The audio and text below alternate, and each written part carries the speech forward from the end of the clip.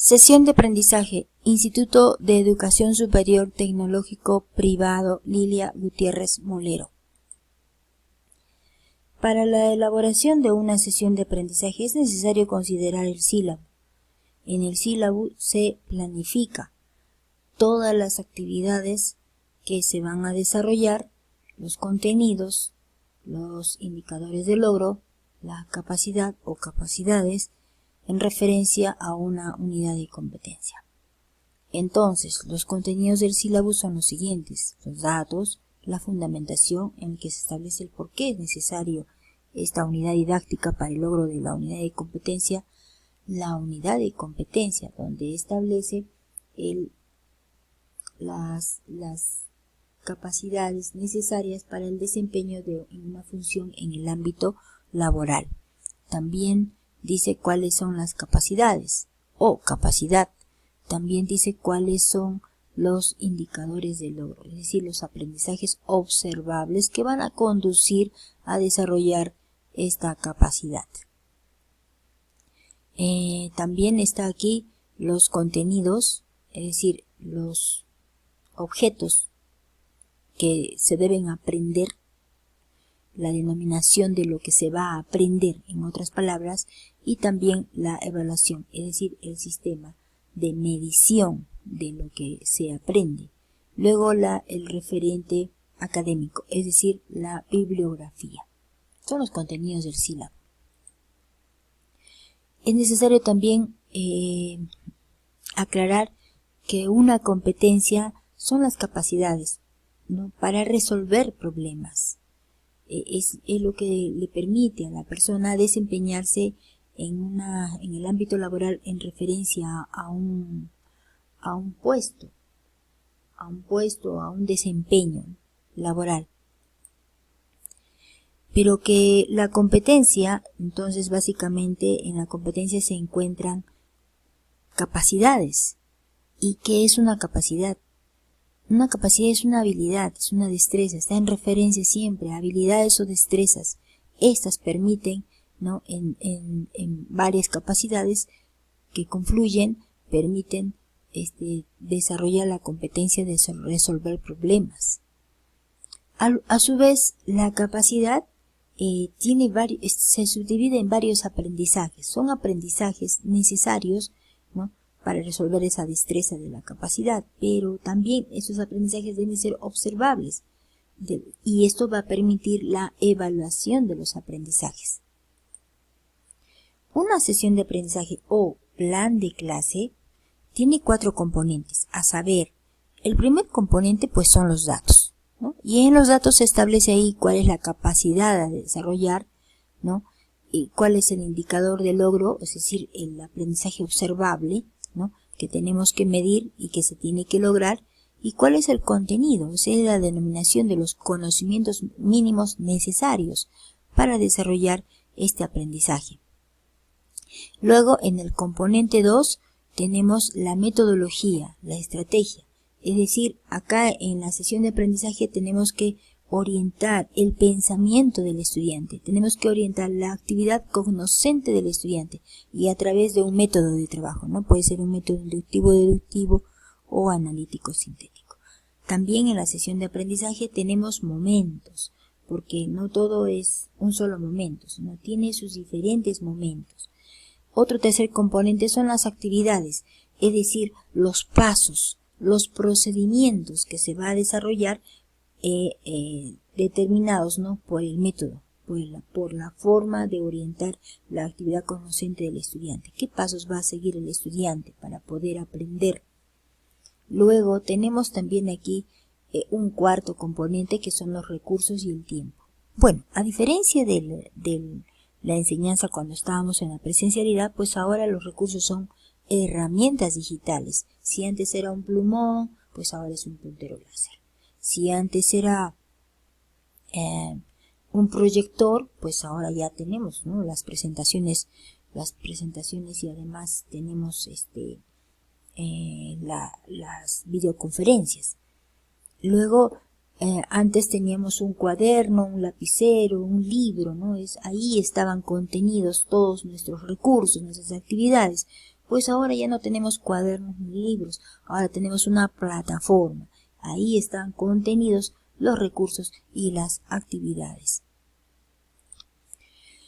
Y bueno, la sesión de aprendizaje tiene un primer momento, denominado inicio. Aquí los docentes nos preguntamos en el inicio, ¿cómo despertamos el interés de los estudiantes? Y bueno, entonces hay dos estrategias. Por ejemplo, una, rescatar los saberes previos. ¿Qué sabe el estudiante, no, sobre el tema? Luego, ¿qué conoce el estudiante? Pero también presentarle al estudiante un caso en donde de pronto esté en contradicción con lo que él piensa, con lo que él percibe o ha percibido antes. Entonces, ingresamos a un tema de conflicto cognitivo, ¿no? Son dos situaciones contrarias.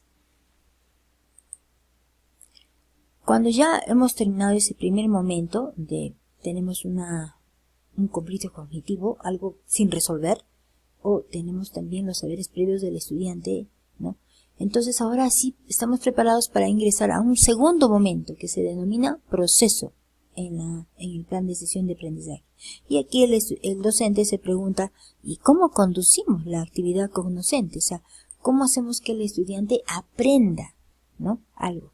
Pues entonces utilizamos, por ejemplo, dos métodos, ¿no? El método inductivo-deductivo y el método analítico-sintético. ¿Qué son estos métodos? Son formas de razonar, son formas de pensar, son formas de aprender.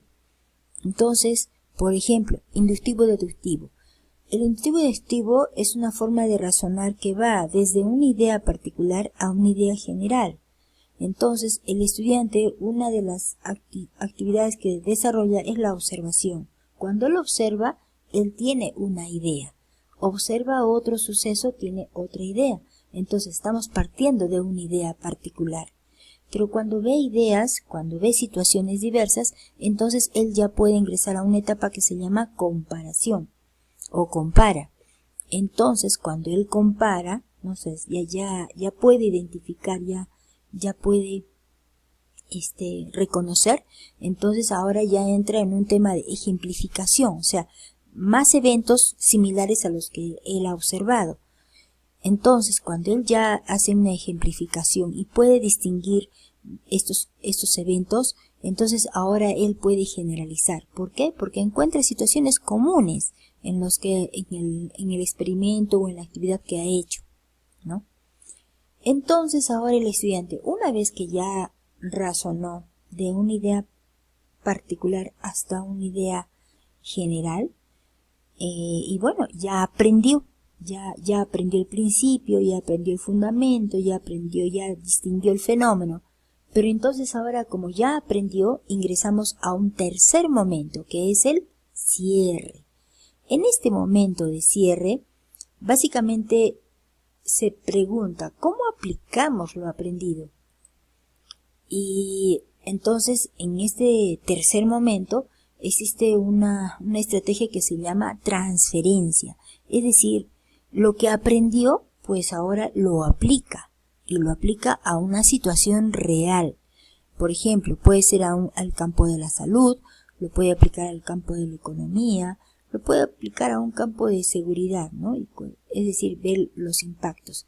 Entonces, eso que ha aprendido ahora se transfiere a una situación real. Aquí tenemos un ejemplo. En primer lugar, tenemos el plan de clase, los datos. Aquí tenemos inicio, proceso y cierre. Dentro del inicio está el método, justamente en el momento de proceso. Allí está el método. Y en el inicio están las estrategias, tanto de conflicto cognitivo como de saberes previos. Luego, en un tercer componente del plan de sesión de aprendizaje, se describe, ¿no? Se describe la forma, el modo, la técnica. En todo caso, a eso se llaman también actividades. Para determinar el conflicto, pues representamos al estudiante un caso. Un enfermero debe indicar a otro enfermero en qué posición encontró al paciente, y eso es un conflicto.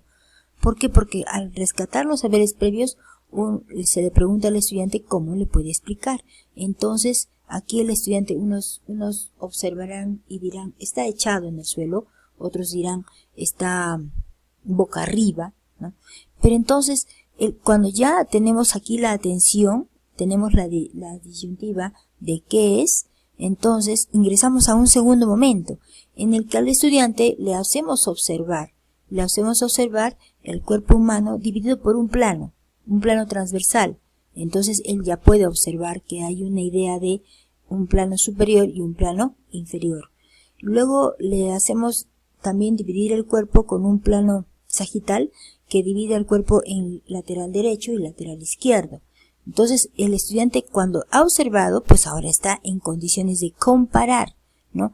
¿Cómo lo compara una situación, digamos, de posición de bipedestación, ¿no? ¿Cuál es la posición respecto de mí?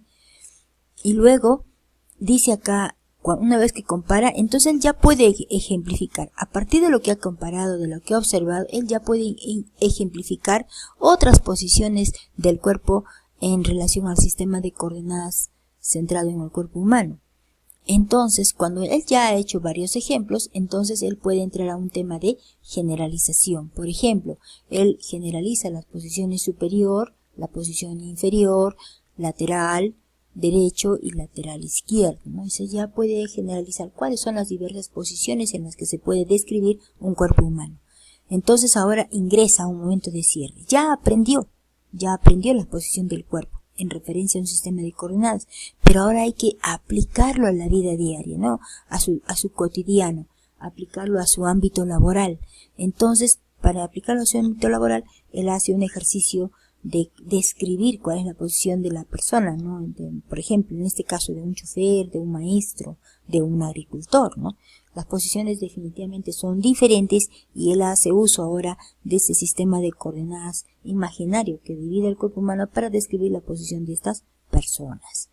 Y luego los recursos, aquí lo tienen. Es diferente a la presencialidad, porque ahora los recursos son herramientas digitales. Ya no es como antes, digamos, el plumón, la pizarra, la tijera, la goma. No, pues ahora todo se da, pero en herramientas digitales. Y claro, también se cuenta con una plataforma, ¿no? O sea, es un lugar que da soporte donde se pueden colocar todas nuestras actividades y nuestros recursos para que el estudiante los manipule, los trabaje y los desarrolle, ¿no? Entonces ya tenemos ahora nuestro plan de clase con sus 4 componentes.